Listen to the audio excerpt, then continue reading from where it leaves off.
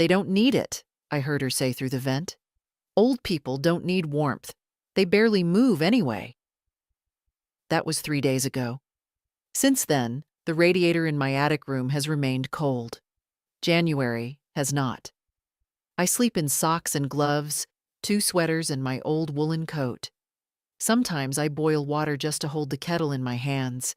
It makes my knuckles ache less for a moment. Then the steam vanishes, like I have, and the chill creeps back in. This attic used to be storage. Boxes, dusty lamps, things no one wanted but couldn't throw away. Fitting, I suppose, that it became my room. They say it was my idea, that I offered to move up here when Jimmy and Allison had the twins and needed space. But that's not how I remember it. I remember coming back from the hospital, I'd had a fall, and finding my old room painted over, my bed gone, a crib in its place. Jimmy said, "Just for now, Ma. We figured it'd be easier with the babies. The attic's fine. We put a little heater there."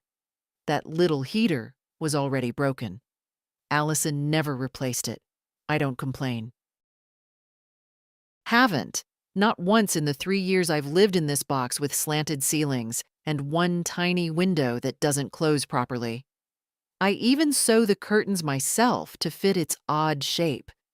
But today, the silence in me feels louder than their noise downstairs. I hear the TV on. I smell beef stew. I imagine heat flooding the house, everywhere but here. My hands are too stiff to knit.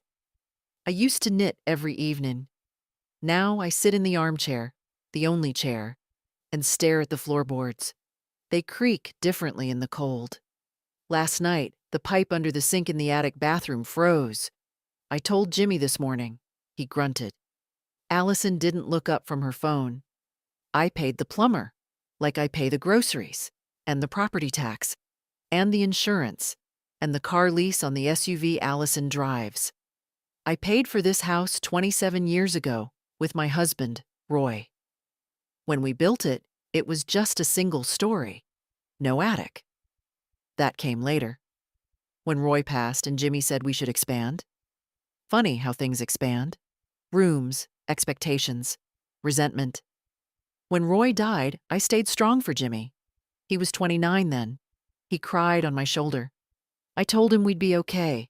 I sold Roy's tools, some jewelry. We pulled through. Now, when I cough too loudly, Allison rolls her eyes like I'm disturbing something sacred. I've been keeping track. Quietly. Gas bills. Maintenance. That trip they took last summer. The one funded by Allison's bonus? I paid that credit card bill. Maybe I'm being petty. Maybe. But this morning, when I went down to the kitchen, only because the kettle upstairs gave out, I heard her again. Allison. "She uses so much gas," she whispered. "We can't keep paying for it.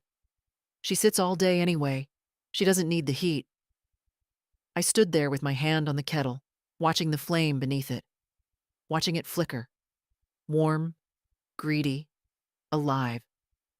I didn't say anything. I poured my water. I came back up. But I didn't forget. Today, I opened the file. The big blue one in the box marked House. And I realized something. My name is still on the land. Not theirs. Mine. They cut off the heat. They shouldn't have. The attic wasn't always mine. It became mine by suggestion, then by habit, then by quiet force. The day I moved up here, no one said the word permanent. Jimmy kept saying, "Just while the twins are little," like it was a favor I was doing, like it wasn't my house, too. Allison smiled that tight, polite smile and offered to help me carry my things upstairs. My things, meaning the 2 suitcases she let me keep in the hallway closet. Everything else had already been reorganized. My old room, the one Roy and I slept in for nearly 3 decades, had been repainted soft green and filled with baby furniture before I came back from rehab. There was a rocking chair in the corner where Roy's dresser used to stand. A mobile of sheep hung over the crib. I remember standing in the doorway, disoriented, thinking I'd walked into someone else's home. Jimmy had his arm around me when he said, "We just thought it'd be easier this way." No one asked me. That's how it always started, with decisions made while I wasn't there. "Ma, we'll set you up cozy in the attic," Jimmy said. "I'll put in insulation.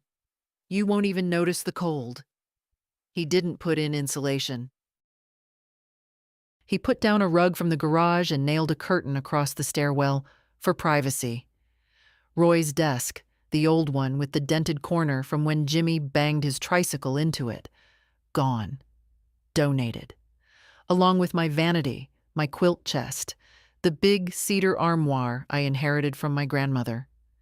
"Too heavy for the stairs," Allison had said.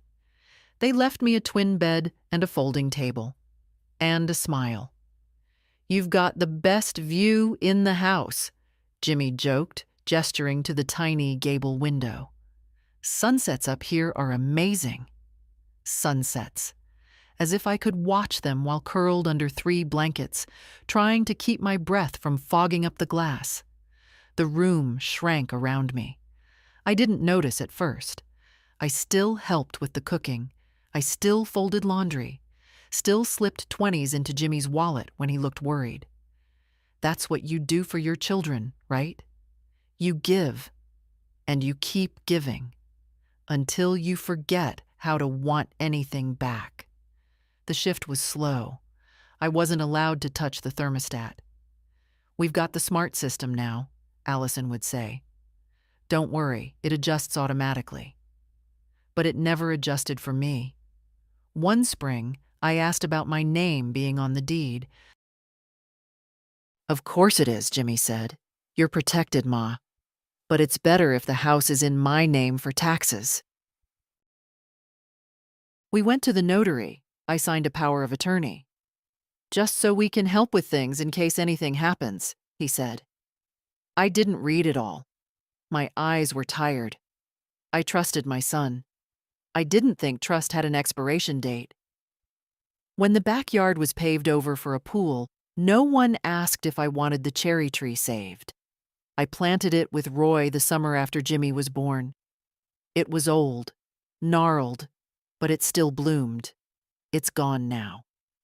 When they remodeled the kitchen, my recipe books disappeared. "Everything's online now, Ma," Allison said.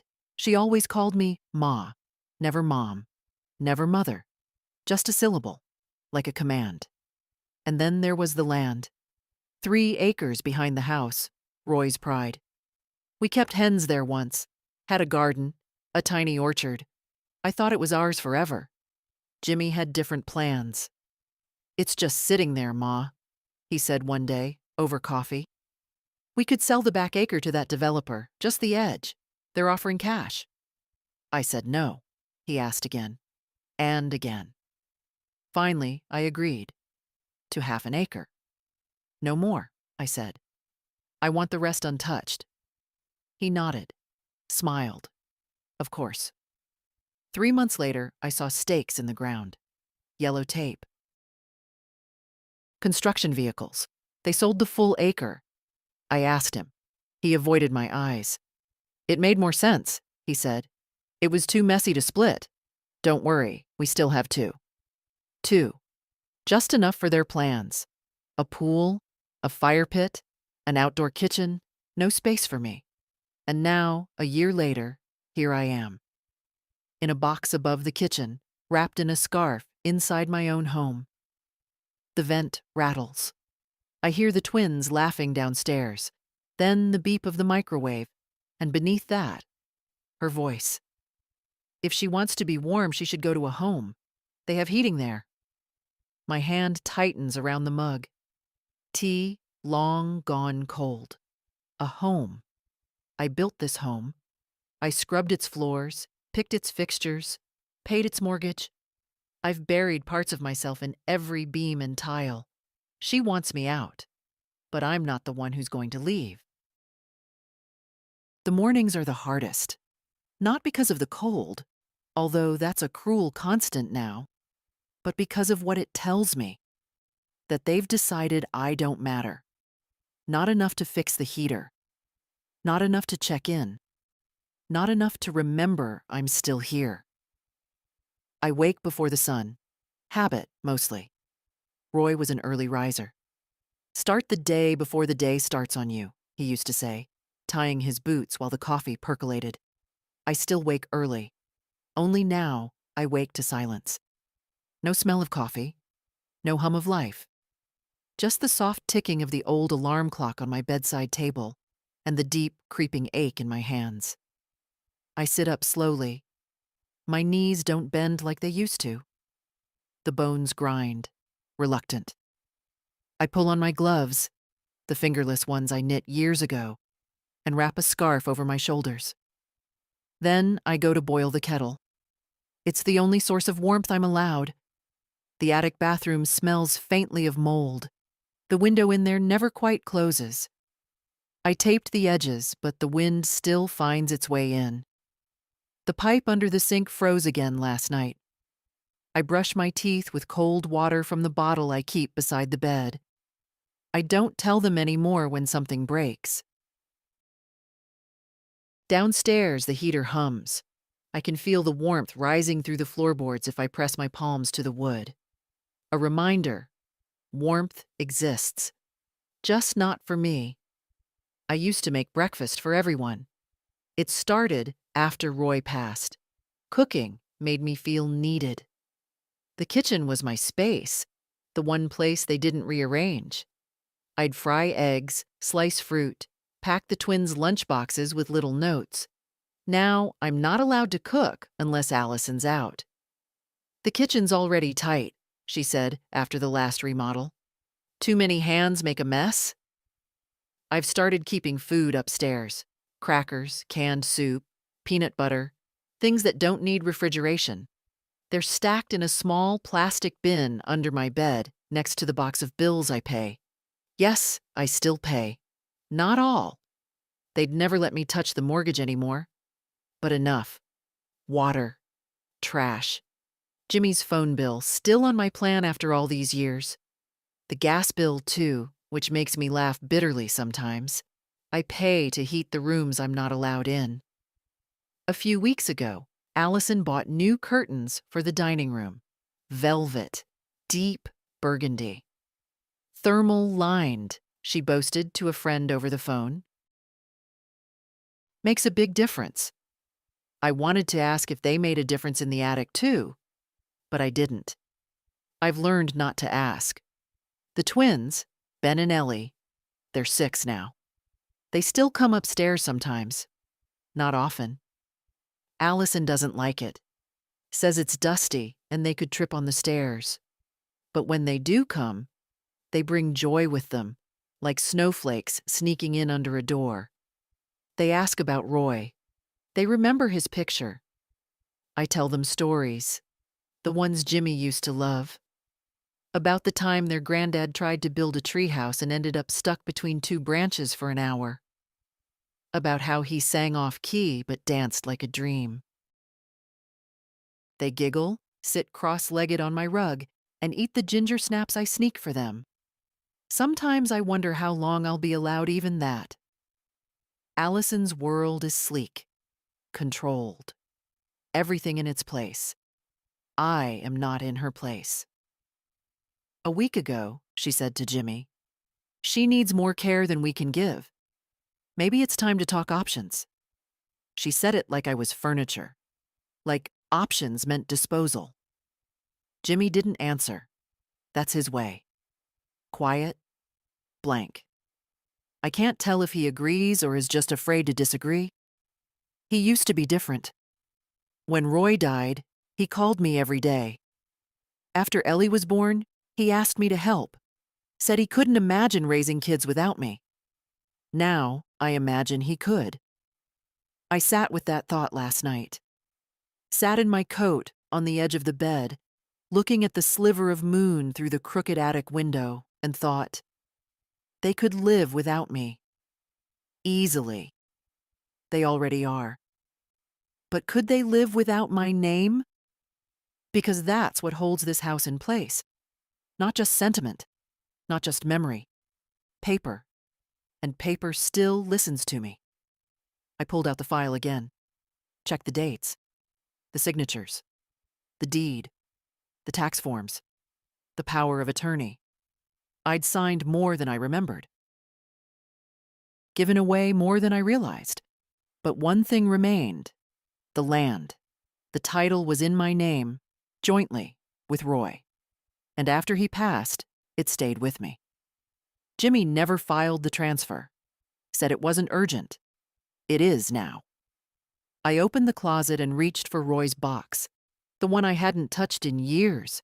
It still smelled like cedar and dust and him. Inside, his watch, his army medal, a small metal flashlight, and a letter he wrote before his surgery, just in case. I read it again, even though I know every word. If you're reading this, May, then I didn't make it. I'm sorry. But I need you to promise me something. Don't let them push you out of the life we built. You built. You've always been the strong one. I folded the letter, set it on the table, then I opened my laptop and searched for a lawyer. Roy built the porch with his own hands. It wasn't perfect.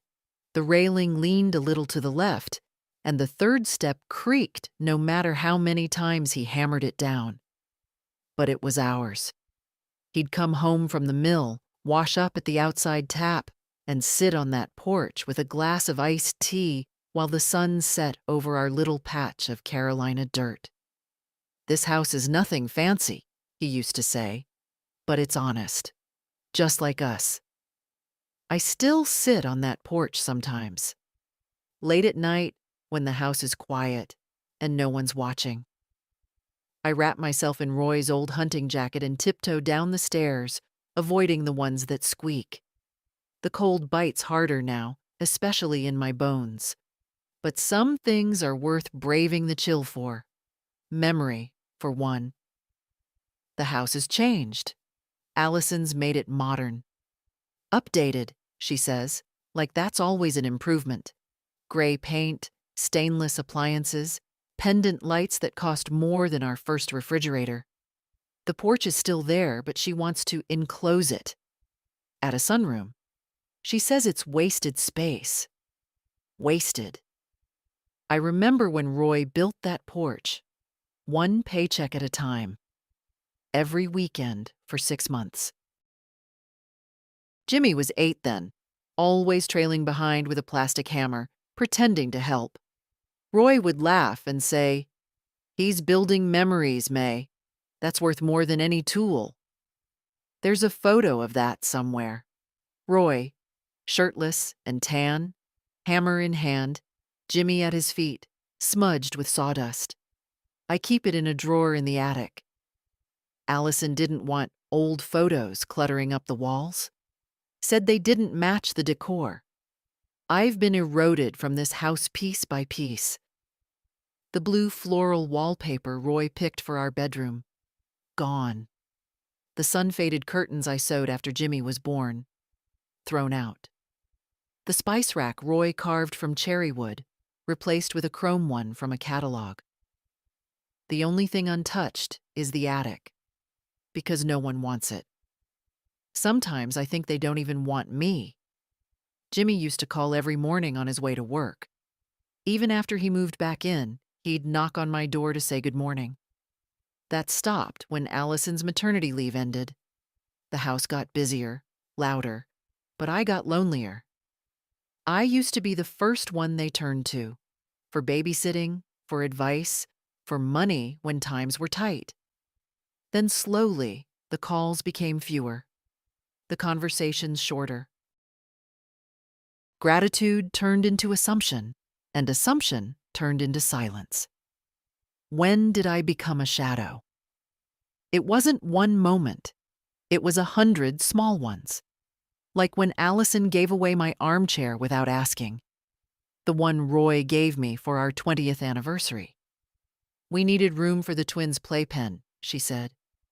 You still have your bed. Or when Jimmy canceled my doctor's appointment because he had a client emergency. I ended up taking the bus, standing for 20 minutes in the rain, because I didn't want to be a burden. Or the time they went to the beach for the weekend, left me with the kids, and forgot to tell me they'd be gone for 3 days. We figured you wouldn't mind, Jimmy said later, sheepish. You love the kids. I do. I love Ben and Ellie with everything in me. But love isn't the same as permission. They don't see the difference. That's the trouble with being quiet. People think your silence is agreement, that your stillness is weakness. Roy knew better. You're the anchor, May, he told me once, after a fight with his brother. People lean on you so hard they forget you're carrying them. That memory followed me to the lawyer's office. Her name was Dana Liu. Young, sharp eyes, warm smile. She didn't talk down to me. She listened, took notes, asked questions. You still have legal control over the land, she said, tapping her pen on the deed. And from what I can see here, you have a strong case for contesting the transfer of power of attorney, especially if it was signed under vague pretenses. I nodded. I hadn't told her everything. Not yet. But enough. Dana leaned forward. May, you've got more leverage than they realize. If you want to regain full control, or even sell, you can. Sell. That word echoed like a bell. They built their lives on this house, their comfort, their pride. Allison hosted book clubs here, posted photos of the patio on social media, bragged about family land. But the land isn't hers.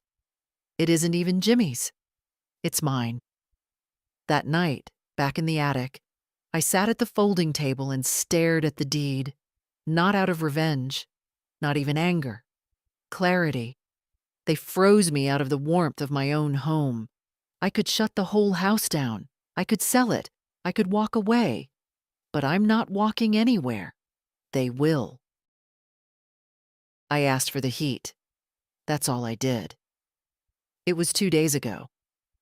I came downstairs while Allison was loading the dishwasher.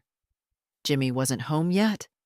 The kids were outside, bundled in coats too big for their limbs, chasing one another through leftover leaves. She didn't look at me, just kept rinsing plates like I was part of the faucet hum. Allison, I said gently, the radiator upstairs hasn't worked in over a week. It's getting hard to sleep. A pause. Then, without turning, she said, We're trying to cut the gas bill. You know how expensive it is this year. I understand, I replied. But the attic's not insulated and the window, maybe you could sleep downstairs some nights, she cut in. On the couch. It's warmer here. She said it like she was offering a favor. The couch I bought 20 years ago. The one she said clashed with the new color palette, but kept because it was too much effort to replace. The same couch where I nursed Jimmy through the chicken pox, where Roy napped every Sunday after church, where Ben threw up apple juice just last month. I didn't answer. Allison finally turned, her arms crossed, wet from the sink. If you're cold, wear another sweater. She didn't mean it cruelly. That was the worst part. She meant it efficiently, as if warmth was a matter of resourcefulness, as if dignity could be layered. I stood there, small in the glow of the recessed lights, her kitchen spotless, her mouth tight with tolerance. Then she said it, quietly, as if to herself, but loud enough. Old people don't need warmth. They barely move anyway. I felt it like a slap. Not the words, I've heard worse, but the conviction, the certainty that I was no longer part of the equation. just another line item on a spreadsheet. I went back upstairs without a word. That night, the cold was deeper. Not outside, inside me. I wrapped myself in Roy's jacket, curled tight, and stared at the ceiling, tracing cracks that looked like rivers on a map. My joints throbbed. My breath misted in the dark, and I realized something. She wasn't wrong. Not entirely. I don't move much anymore. But when I do, it counts. The next morning, I dressed early. Dark pants, a navy cardigan. I brushed my hair, pinned it back the way Roy liked. Put on the gold locket he gave me our last Christmas together. Then I went to the garage. The gas shutoff valve is in the corner, behind the old workbench. Jimmy never bothered to move it when he renovated. Probably didn't think I remembered where it was. I remember everything. I turned the valve. It was stiff, hadn't been moved in years. But it gave way with a groan. The silence that followed was immediate, deeper than cold. Like the house itself had paused to notice.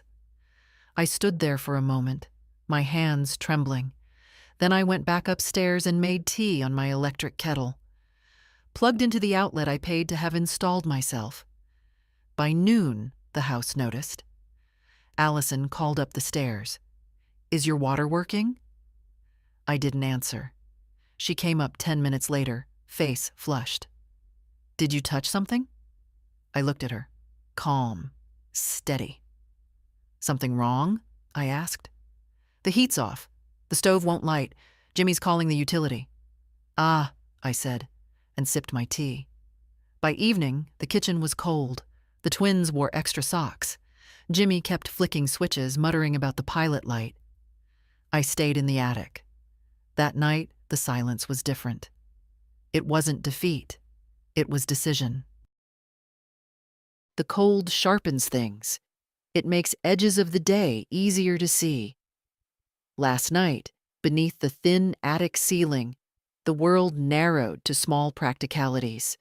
Where to place my feet so they would warm, which sweater to double over my chest, how long it took a cup of tea to go from steaming to lukewarm. Downstairs, it was another life. Through the floorboards came the clink of glasses, the murmur of conversations, Allison's measured laugh, the sound she used when she wanted the room to think everything was charming. She'd invited a handful of women from her book group, some neighbors whose pictures she'd shown me on her phone, and who always wore the kind of jewelry that gleamed like small excuses. There was wine, platters warm and aromatic, a soft playlist that made the room feel curated, even when the conversation frayed. I heard them set the table.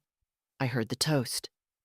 I heard the burst of laughter when someone told the same trivial story Allison loves, the one about the bakery mishap where Allison bravely saved the dessert. She sounded pleased with herself. I imagined the table lit from below by the heat Allison insisted the house needed to feel right. Warm atmosphere, good lighting, curated company. Up here, I pulled my coat tighter and tried to read. The page fogged at the margins where my breath touched the paper. I could have gone down. I could have knocked on the door and said, "May I join you?" That image, me fluttering into the dining room in my attic clothes, tasted like humiliation before I even imagined it. I have eaten at enough tables to know when the welcome is performative. Ben and Ellie came up once, small shadows at the stairhead. They crept like little spies, reluctant to trouble. Ben held a paper crown he'd made, its edges sticky with glue. He remembered my stories. Ellie pressed her face against the banister, breath warm in the cold. They looked at me like I was a secret they wanted to keep. "Granny, you should come down," Ben whispered, eyes bright. Allison's voice from below sliced through the hush. "No, not tonight. Go play. Granny will be fine." Ben's face fell. Ellie pulled her brother back, and they left, without a fuss. I heard their tiny footsteps run across the laminate like a rehearsal for absence. Once the door closed, the house filled with a different kind of sound, muffled joy, cutlery arranging itself into rituals, and the steady, oblivious warmth of people who believed comfort was theirs by right. I sat very still and listened. There was a moment when laughter swelled so full it echoed up into my attic, like music coming through a closed window. Almost beautiful, until I remembered whose hands had paid for that menu, whose money kept the lights that made the crystal gleam. I thought of the pool plans and the expensive curtains. The weekend trips they told me were a necessary splurge because Allison needed her break. I slept in my coat that night, at last without the pretense of rest. It felt odd to fall asleep wearing the garment Roy had once teased me for keeping for the apocalypse. Maybe it was an apocalypse in its own small way. I dreamed of the porch, of Roy's laugh, of a cherry tree in full bloom that no one watered anymore. When I woke, my face was stiff from the cold, my hands numb enough that unfastening the kettle's plug felt like untying a knot. I listened for footsteps, for the soft shuffle of human business. The house smelled faintly of lemon and reheated roast. Someone had left a casserole on the counter. The radiator at the foot of the stairs remained mute. At breakfast, their voices downstairs sounded strained. Jimmy paced once, then twice. I heard him open and close the front door, then the hatch to the garage. The same rhythms that used to be my noonday soundtrack. For a moment I thought he might come up, see the frost on the window, the condensation like tiny gray spiderwebs. He didn't. Instead, Allison called up, "Mom, is everything okay up there? The pilot light must have gone out. The technician's on his way." I put my fingers around the mug until they warmed. I could have shouted down, "It's been out for weeks." I could have told them how it bit into my bones like a small, diligent animal. But I stayed quiet. There is a deliberate economy to silence. It conserves something inside you. Dignity, maybe, or the last of your surprise. Later, when the technician came and the house flared back to life, their relief had a brittle edge. Apologies were made, the sort that dissolve into Instagram photos by morning. Allison fussed over a pillow, smoothing it like a woman who touches things to prove they're hers again. Jimmy hovered, apologetic and evasive in equal measure. They thought the problem solved, that the world could be buttoned up again with a wrench and a bill. They did not know how close I had come to making something else click. They did not know that I had walked the yard that morning and counted the boundary stones, that I had spoken to a neighbor who remembered where every surveyed stake had been driven. They did not know that the pages in Roy's blue folder were not just relics. They did not know I had learned the language of names and signatures. For them, the heat returned, and with it, the illusion that everything could continue as before. For me, the quiet between one night's darkness and the next decision stretched, clear and full of possibility. I fed the kettle and watched the steam rise, thinking of the thing I could do that would make their house feel the way I had felt, unwanted and small, not out of spite, out of fairness. The envelope came that afternoon. I heard the mailbox clang, then the sound of Ellie's light feet padding to retrieve it. She didn't bring it to me. She never did. But I waited a few minutes, then made my slow descent. There it was, half hidden under a pile of catalogs on the console table. White envelope, my name typed neatly across the front. No return address, but I knew the seal, the bank's. I opened it with a letter opener Roy once gave me, the one with the chipped bone handle and initials scratched faintly on the side. Inside, a monthly statement. I sat at the kitchen table, my old one, now bleached and refinished to match Allison's aesthetic, and read it. Gas company, $380 property insurance, $716 to water and sewer, $289 Jimmy's mobile service, $146 Ellie's online learning subscription, $39 a donation to Allison's Charity of the Month campaign, $200. They had my card on file. Not one of them ever asked. It was always temporary. Always, just until we get through this patch. That patch turned into 6 years.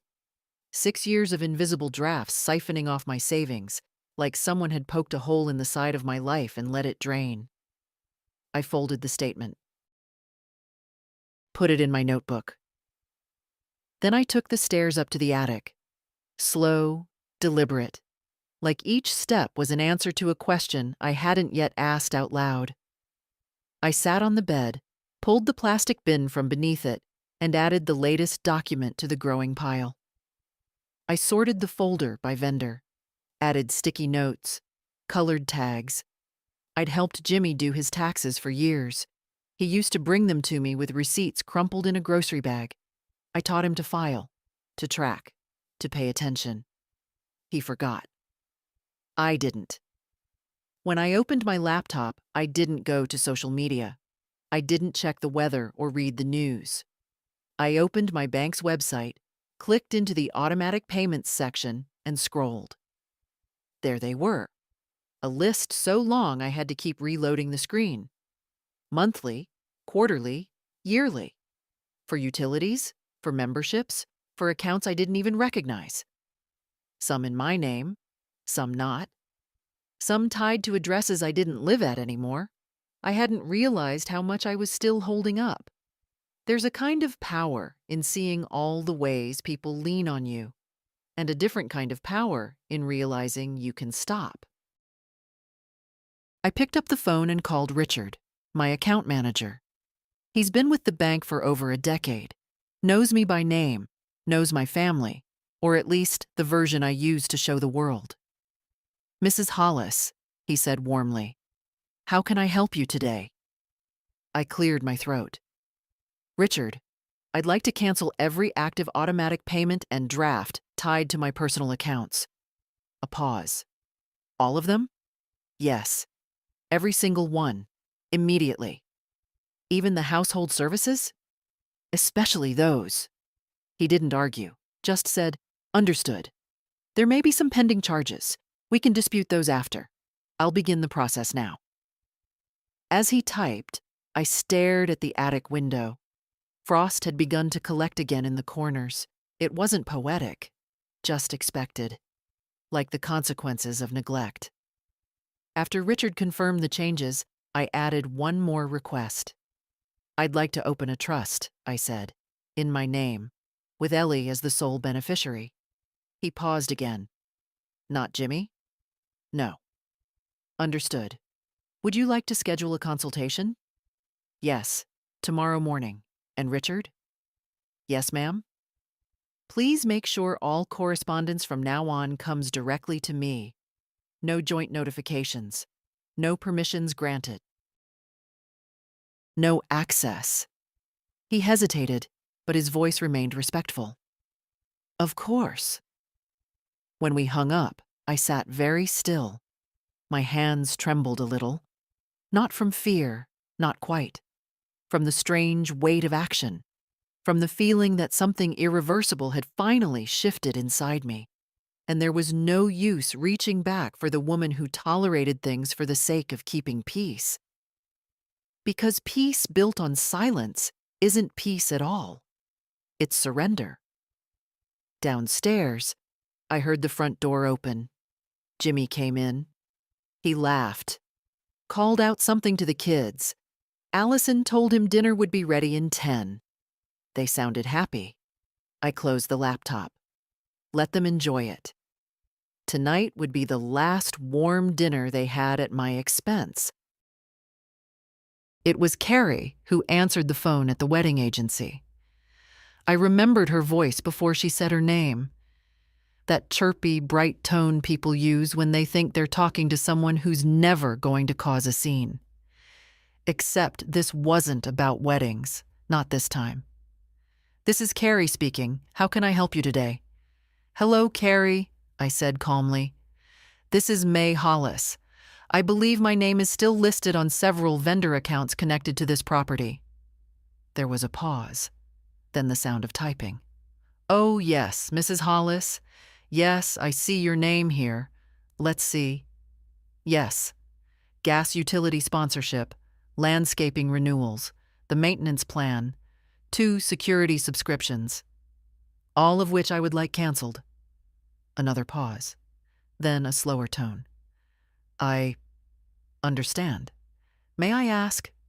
"No, just make the cancellations. Effective immediately."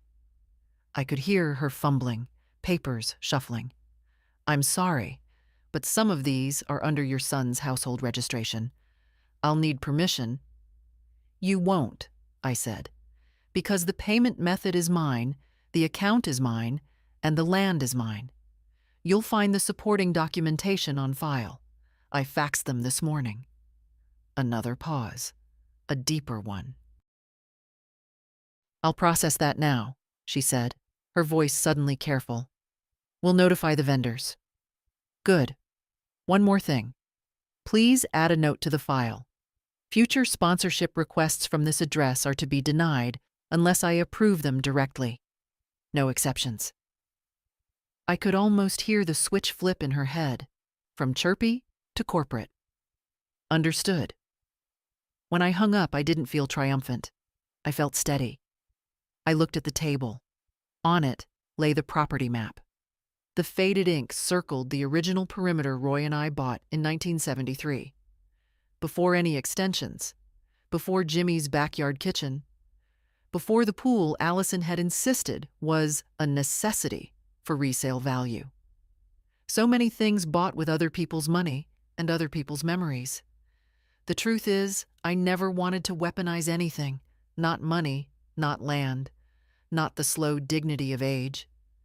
But the day you become invisible is the day you stop being protected. And I had become invisible, but not powerless. There's a difference. That afternoon, I walked the perimeter myself. 3 acres. Quiet, flat, half frozen from the last cold snap. The cherry stump was still there. A flat disc now, ringed with moss. They'd built their fire pit not 5 feet from it, like it didn't matter what roots they burned. I marked the fence line again. The new construction site on the far edge of the property buzzed in the distance. The developer Jimmy had tried to sell to when he thought I wasn't watching. He hadn't filed the easement. He couldn't, because he didn't have the rights. It was all still mine, and soon it would belong to someone else. Just not him. The next day, I met with Dana again, the lawyer. Her office smelled faintly of cedar and coffee, and her eyes never once flicked to her phone. She listened. "I'd like to proceed with the transfer," I said, sliding the paperwork across the table. "A clean sale. Full rights to the land. With the condition that I remain in the attic room until I choose to vacate." Dana raised an eyebrow. "Are you sure?" "Yes," I said. "Let them live in my house, on someone else's land. Let's see how that feels." She nodded slowly. "We'll need a buyer." "I have one," I said. "Mr. Jacob Adler. He's been trying to purchase the lower acre for years. He's respectable. He'll maintain the garden. No luxury condos." Dana smiled. "You've thought this through." "I've had years," I replied. When I returned home, the house looked the same. White shutters, curved stone path, porch light flickering in the cold. Inside, the kettle boiled. The kids were arguing over a board game. Allison was on the phone, discussing curtain rods. Jimmy was watching something on his tablet. I passed through all of it like fog, not hidden, just unseen. Upstairs, the attic held its usual chill, but I didn't mind it anymore. Not when the ground beneath this house had finally begun to shift. Not under me, but under them. They just didn't know it yet. They say a house is only as strong as its foundation. Ours was poured by hand. Roy and I spent 2 summers saving, planning, staking lines with twine tied to rebar hammered into the clay. Jimmy was barely 6, more interested in the worms than the walls, but I still remember the look on Roy's face when we laid the first cinder block. "This is it," he said. "What we're building." We meant more than a house, but foundations shift, quietly sometimes. You don't notice until the doorways start to stick and the stairs feel steeper than they used to. By the time I met with Mr. Adler, the new buyer, I had memorized every inch of our boundary line. He greeted me in a coat too thin for the wind, holding a portfolio so thick I wondered how long he'd waited for this moment.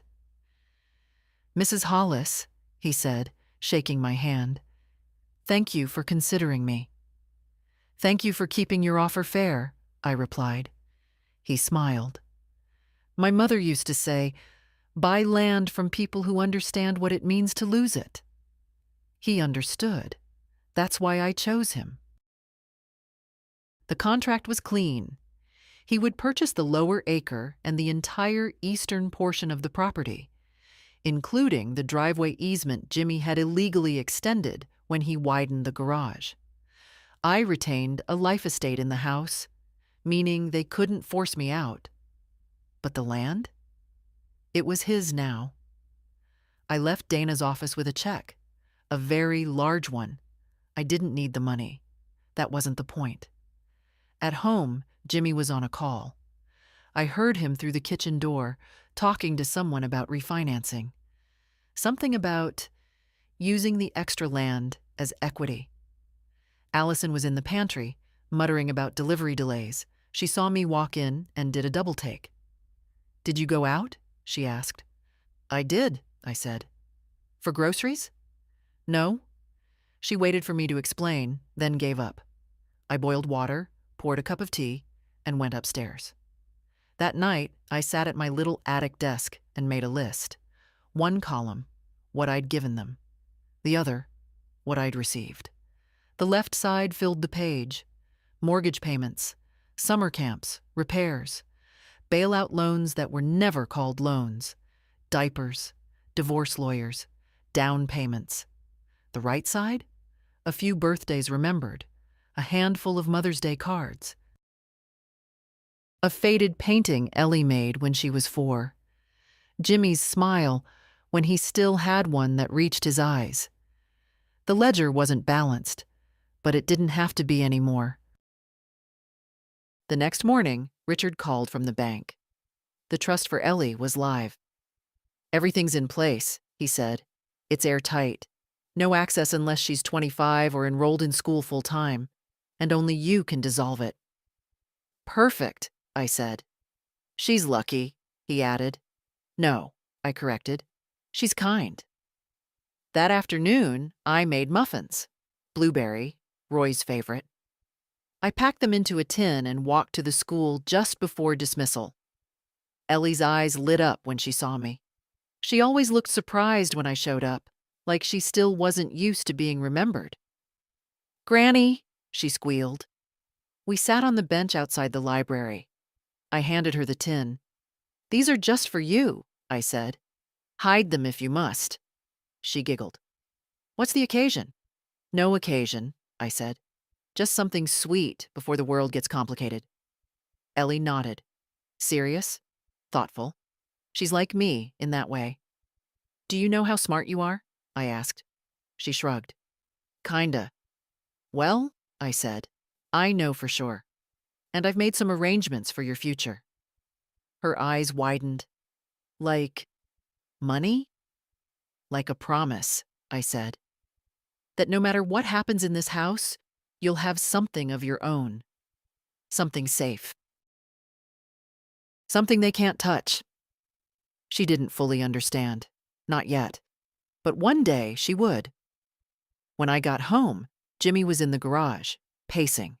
The front door was open. Allison stood in the entry, arms folded. "Something wrong?" I asked, setting my coat on the hook. Allison turned. "Did you change something with the land registry?" I looked at her evenly. "Yes." Jimmy appeared behind her. "Ma, why would you do that without telling us?" "Because it's mine," I said. "And because you never asked before changing things either." "You sold part of the land," Allison said, as if accusing me of theft. "I did." Jimmy looked stunned. "But that's the driveway, the garden." "Yes," I said. "Mr. Adler will allow access, of course. He's very polite. But legally, you'll need to pay for easement rights going forward." "You can't be serious." "I've never been more." Allison's voice rose. "What about the kids? The house?" "I've protected them," I said, looking directly at Ellie, who had just stepped inside, muffin tin in her hands. "In ways you never thought to." It was quiet for a few seconds after I said it. Then Allison did what she always does when she feels control slipping. She changed the subject. "You know the gas is still off in the back bathroom," she said sharply, as if the real crisis here was faulty plumbing. Jimmy didn't speak. He was still looking at me like I'd become someone else. And maybe I had. Or maybe I just stopped pretending. Ellie stood frozen in the hallway, muffin tin clutched tight to her chest, eyes moving between us like a spectator at a play she hadn't meant to attend. I gave her a small nod. She slipped into the kitchen. "I'll be calling the county," Allison said, pulling out her phone. "There has to be some restriction on selling land without notifying the primary residence." "You're not the resident," I replied calmly. "You're a guest. I'm on the deed. You're on the mortgage." Jimmy's mouth opened, then shut. He knew I was right. "And if you call the county," I added, "you'll find everything was done legally. The land wasn't gifted to Jimmy. It was loaned. The paperwork was never filed. That's on him." Allison's fingers clenched around her phone.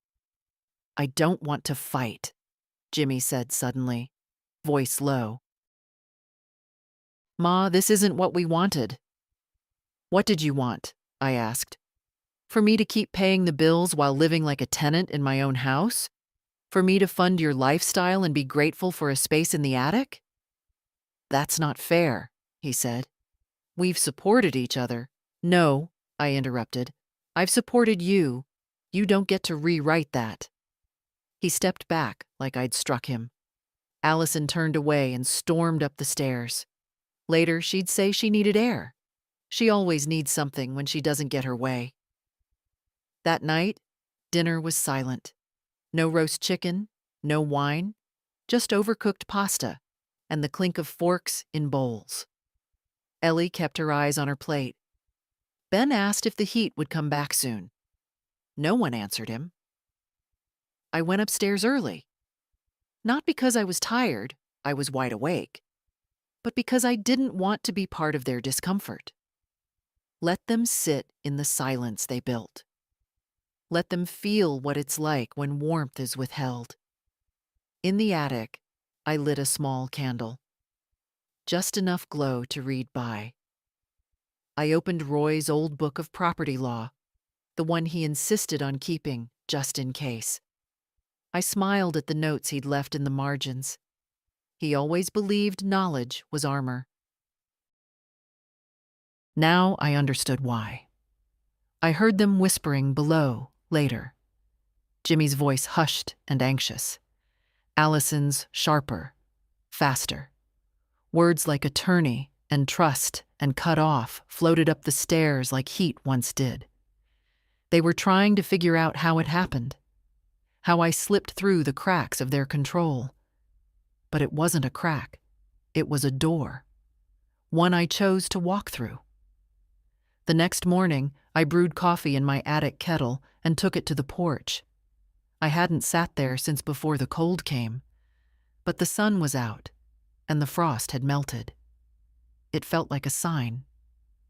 Allison passed me on her way to the garage, pretending not to see me. Her heels clacked on the pavement. She got in the car and slammed the door too hard. Jimmy came out 10 minutes later. He looked tired. He didn't sit, just stood near the steps, hands in his pockets. "Ma," he said quietly, "can we talk?" I sipped my coffee. "You're already talking. I didn't know things felt so bad for you. That's because you didn't ask. I thought we were doing okay. You mean, you thought I was quiet enough not to notice." He sat finally on the edge of the step. "I don't know what to say." "Then listen." And he did. For the first time in years, he listened. I told him about the cold, about the food I kept in bins, about hearing my name used like a utility, something switched on and off depending on need. "I never meant for that," he said. "I know," I replied, "but you allowed it." He rubbed his face. "What happens now?" I looked out across the lawn. The far corner was already staked with new boundary markers. Mr. Adler would start planting by spring. "What happens now," I said, "is you learn to live on what you've earned. No more. No less." They came to the kitchen like mourners. Allison first, face carefully composed, as if she'd practiced the expression in the mirror. Jimmy followed, slower, hands in the pockets of a jacket I bought him on clearance the year Ellie was born. It still fit him. Some things stay the same, whether you notice or not. I was already there, standing at the counter pouring myself a glass of water from the pitcher. I kept chilled by the attic window. Old habits. I trust the cold more than the fridge now. "Can we sit?" Jimmy asked. I nodded toward the table. "Of course." They sat across from me like clients at a consultation. Allison's hands were folded, fingers tight. Jimmy's eyes searched my face for softness. "We just want to understand what's going on," Allison said. "No," I replied. "You want to get ahead of it. That's different." Jimmy winced. "Ma, I told you," I said. "I'd listen. Now you listen." They waited. I've spent the last 6 years paying for a house I don't live in, feeding a family I'm not invited to belong to, and warming rooms I can't sit in. I've sold my comfort, my space, my quiet for your convenience. You didn't ask what that cost me. You assumed I had nothing else to give, and that I'd keep giving. Silence. Even Allison didn't try to interrupt. "I never asked for gratitude. I raised you to work hard and take care of what you're given. But somewhere along the way, Jimmy, you started treating me like a given. Not a person, not a partner, just part of the foundation. Something you build on without looking down." I didn't mean, "You didn't look," I said. He closed his mouth. Allison's jaw flexed. "I know what you're afraid of," I continued. "You think this is about revenge or punishment. It's not. It's about correction. The way you might write a crooked painting or close a door that's been left open too long." Allison cleared her throat. "And the land? What about it? You sold it?" "I did. To a stranger. To someone who asked." She flushed. "This affects us, May. It affects the children. Their play area, the garden. No, it affects your comfort. The children will adjust. Children do. You'll learn boundaries the way I learned silence." She stared at me like she didn't recognize me. Maybe she didn't. Maybe she'd never really tried. Jimmy leaned forward. "What do you want?" I looked at him then. My son. The boy who used to fall asleep in my lap after thunderstorms. The man who let his wife turn my home into a ledger of what I owed them. What I want, I said, is already in motion. The land is sold. The payments have stopped. The trust is secured. I'm not leaving this house, but I'm no longer financing it.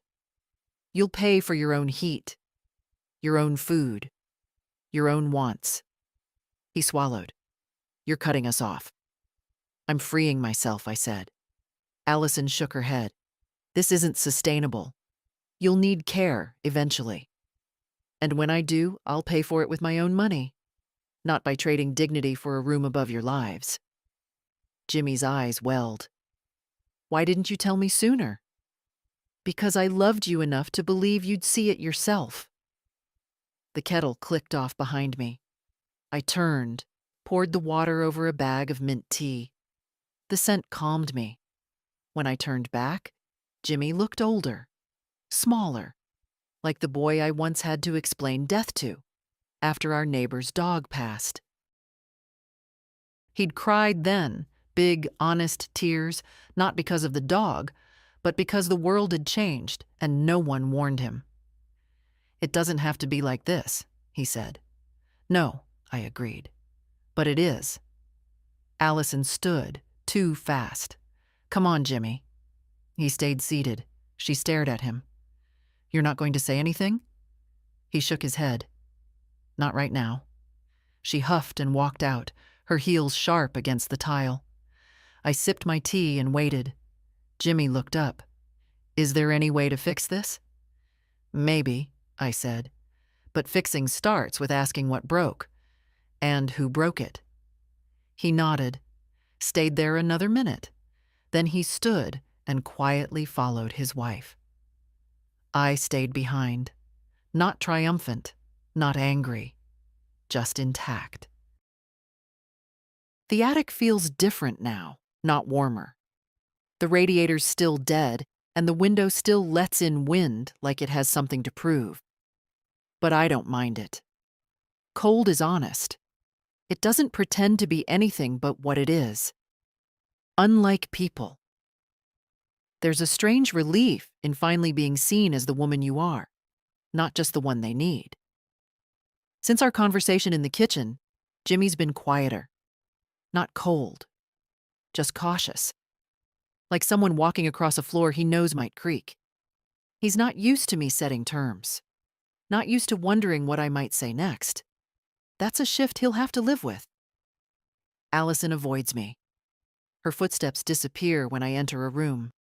She slams fewer doors now, but only because silence has become her version of protest. That's fine. I'm fluent in silence. I still see Ellie most evenings. She sneaks upstairs with stories about school, spelling tests, and questions she doesn't ask anyone else. Yesterday, she asked what power of attorney means. I told her it's when someone thinks they know what's best for you, and you let them, until you stop. She nodded, like she understood more than a child should. We made paper boats. Let them float in the sink. She named hers Independence. Mr. Adler stopped by this morning. He walked the boundary line again, nodding thoughtfully, notebook in hand. He asked if I was comfortable. I told him, comfort is something you carry or you don't. He smiled. The surveyors are coming next week, he said. I'll make sure they stay clear of your porch. He's a good man. I'm not worried about him. I'm more worried about the way Jimmy looked out the window as he left, like he was watching someone carry out the living room one brick at a time. At dinner, the conversation is forced. Jimmy talks to the kids. Allison eats quickly, then disappears. They've stopped asking me to join them. I suspect it's a mix of shame and stubbornness. But I still sit at the table sometimes, long after they've left, sipping tea and letting the quiet settle. It feels like mine again. I've begun clearing drawers, not out of resignation, out of intention. I sort the things I want Ellie to have, not just later, but soon. The sewing kit Roy bought me the year Jimmy graduated. the recipe book, handwritten and food-stained, the broken locket that still holds a photo of Roy in his uniform. I don't plan to die anytime soon, but I do plan to live differently. Dana sent over the finalized paperwork this afternoon. It's all official now. The land is transferred. The trust is sealed. I signed the last page with a pen Roy gave me the day we paid off the mortgage. A stubby black thing with his initials scratched in. He would have liked Dana. He always respected women who didn't apologize for being exact. Tonight, I stood on the porch again. The stars were sharp above the bare trees. I could see the markers at the edge of the property, tiny flags fluttering like quiet declarations. Ellie joined me, wrapped in a blanket. "Will the new man live here?" she asked. "No," I said. "He'll use the land, but he won't touch the house." She nodded, thoughtful. "Will he cut down more trees?" "Not if he knows what's good for him." She giggled. Then after a pause, "Are you still mad at Daddy?" "No," I said, "but I'm different now." "Is that bad?" "No, sweetheart. That's what happens when you stop waiting to be rescued." She leaned against me, small and warm. I thought of the years I spent shrinking myself to fit the space they left me. Of the silence I called love. Of the way I made room for everyone, and no one made room for me. Not anymore. Now, they learn to live with me, not above me. Allison has started packing boxes. She hasn't said the word move, not out loud, but I've seen the signs. The hallway closet is emptier than it's been in years. The good china is gone from the cabinet. This morning, I found her wrapping picture frames in newspaper, the way people do when they're trying to look busy while making a decision they don't want to name. Jimmy hasn't said anything either. He still makes small talk, still offers coffee I don't drink, and questions he doesn't wait for the answers to. But there's something in his eyes now, a flicker of unease, like a man who finally realizes the road he paved is leading somewhere he didn't intend to go. I don't rush them. Let them come to it on their own. The truth is, I'm not forcing anyone out. I'm just not carrying them anymore. There's a difference. It's strange, the way a house changes when people begin to retreat. The rooms echo more. The fridge holds fewer things. Even the sound of the stairs, once filled with hurried steps, wet boots, tiny thuds of childhood, now seems hesitant, like they're afraid to disturb something. Ellie is the only one who moves through the house like it still belongs to her. She's made the attic her new hideout. Draws at my desk, leaves her books tucked between my pillows. Sometimes she just sits beside me, humming a tune I don't recognize. "You know what I want to be when I grow up?" she asked last night, legs swinging from the edge of the bed. "No," I said. "Tell me." "A person who makes rules," she said. "But good ones. Not the kind that make people small." I reached over and brushed her hair from her forehead. "Then you'll have to stay brave." "I am," she said simply. And I believed her. Today, a man from the county office stopped by. Routine inspection, Adler's paperwork required it. He was polite, took notes, asked if anyone else would be present. "No," I said. "I'm the owner." He nodded, unsurprised. I think the world's catching up to the idea that old women can own more than memories. After he left, I sat at the kitchen table for a long time. Just me, the late light, and the hum of a refrigerator that still runs better than most people expect it to. I remembered Roy there, elbows on the wood, his laugh low in his throat. I remembered Jimmy, too, coloring homework while I chopped onions. The smell of soup. The sound of the news in the background. the clatter of shoes by the door. They all lived here once. Now they're waiting for me to leave. But I won't. I didn't claw back this life just to walk away from it. Later, I found Allison in the garage, folding winter coats into bins. "You're leaving," I said, not a question. She kept folding. "This house isn't workable anymore." "No," I said. "It just isn't yours to remake." She paused. "Jimmy thinks we should stay and try again. I think he's afraid. He's always been afraid of disappointing people." She looked at me then, and for a moment I saw something almost honest in her. "You're not what I expected," she said. "You never asked what I was."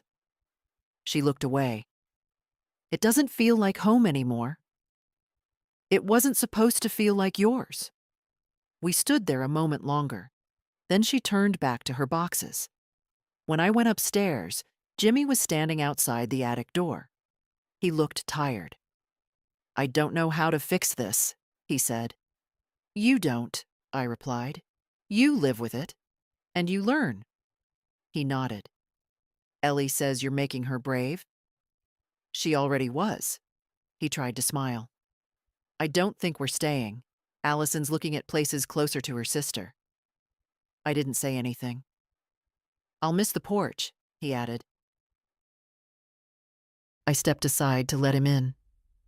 We sat on the attic bed together, him perched at the edge, me settled with the kind of calm you only get after a long winter. "I used to think you'd always be here to catch us," he said. "That was your mistake," I said. "I wasn't here to catch you. I was here to show you how to stand." He nodded, eyes wet. We didn't hug. We didn't need to. They left on a Sunday. No fanfare, no final blowout or ceremony. Just a moving van parked crooked in the driveway and the muffled sounds of a life being repacked. Coat by coat, book by book, apology by unspoken apology. Allison didn't say goodbye. She walked from the house to the car with her jaw set and her gaze fixed forward. She didn't glance at the porch, the garden, or the attic window where I stood watching. That was her choice. Jimmy hugged Ellie, then Ben. He kissed them both on their heads and helped them into the car. Ellie looked back once, not at the house, but at me. I raised my hand. Just a small wave. She pressed her palm to the glass and smiled. That was enough. Jimmy came back to the porch one last time. His face was pale, his eyes tired. "I'll still call," he said. "I know," I replied. "I mean it this time." I nodded. He looked around the porch, then up at the attic window. "It's a good house. You made it good."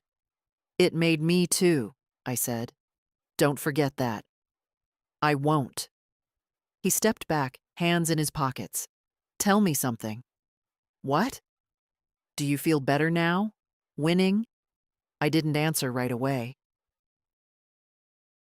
Not because I was unsure, but because it's the kind of question men ask when they still haven't understood the game. "I didn't win," I said. "I reclaimed." He looked down, nodded slowly. "Fair enough." They drove off a few minutes later. The van coughed down the road, tires stirring leaves. I stood at the porch rail until the sound disappeared. Then I went inside. The house was quiet in a way that wasn't lonely, just honest. No voices behind doors. No clicking heels. No whispers at the bottom of the stairs. Just me, the ticking clock, and a kettle warming on the stove. I spent the afternoon dusting. Not as a chore, but as an act of reintroduction. This was my house again. Every corner a chapter I remembered. The blue wallpaper in the pantry. The notch in the banister where Roy once tripped with a bag of groceries. The sun-faded square on the wall where our wedding photo used to hang. I put the photo back up. I unpacked the old quilt from storage and laid it across the couch. I opened every window in the attic and let the air move through like a blessing. The next morning, Mr. Adler's crew began work on the lower acre. No jackhammers, no heavy machines. Just quiet hands planting fruit trees. A long row of saplings now lines the edge of what used to be their backyard. A new boundary, not a wall, a garden. Later, Ellie called from Allison's phone. I answered before the second ring. "Granny?" she asked. "Can I still come over on Thursdays?"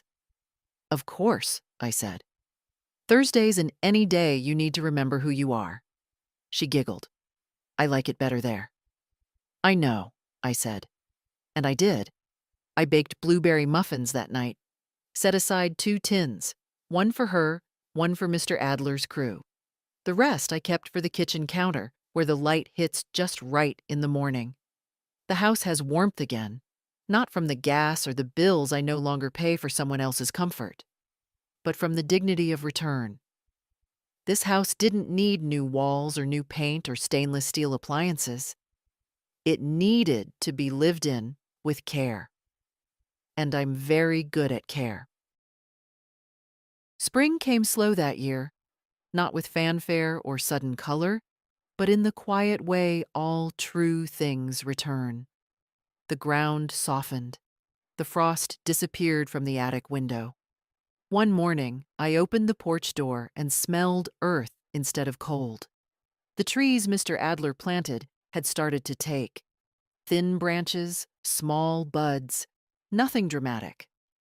But I walked the edge of the property each week, checking their progress like you might check on children who don't know they're being watched. I never told him how much it meant to see things growing again. The house is mine now in a way it hadn't been in years. Not just on paper, in rhythm, in sound, in breath. I talk out loud sometimes, which I never used to do. Just little things. Reading recipes aloud, commenting on the weather, asking Roy what he would have done with the east-facing fence. He never answers, but I still feel heard. Ellie comes every Thursday, just like she said. Sometimes she stays for dinner. Sometimes we just sit on the porch and write down words we like. Kindness, bluebird, independence, stillness. She says she wants to make her own dictionary. I told her she already has. Jimmy calls once a week now. He doesn't ask for money, doesn't offer apologies. He just checks in, tells me about work, says Ellie misses me. I tell him I'm fine. That's not a lie anymore. As for Allison, we don't speak. I think that's best. There are moments when the quiet surprises me, when I catch myself waiting for footsteps that won't come, or the sound of someone rummaging through drawers that are mine again. But the absence isn't hollow. It's clean. There's strength in stillness. I know that now. I used to think dignity meant holding your tongue, bearing what you must. But that's not true. Dignity is knowing when silence becomes complicity. It's knowing when to stop giving and start choosing. I chose. That doesn't make me hard. It makes me whole. One day, Ellie asked if I was angry. No, I told her. Anger's too loud. I'm just finished. She nodded like she understood. This morning, I opened the kitchen window and let the wind move through the curtains. I sat with my tea and watched a squirrel dart across the porch rail. The sun touched the hardwood in long golden lines. The kettle clicked off, and for the first time in years, I didn't feel the need to rush toward or away from anything. Everything I needed was already here. Everything I gave away, I gave with love. But what I kept, that was mine. And that is enough. If this story held something you recognize, a room you've lived in, a silence you swallowed, a warmth you were denied, leave a comment. Maybe someone else needs to know they're not alone.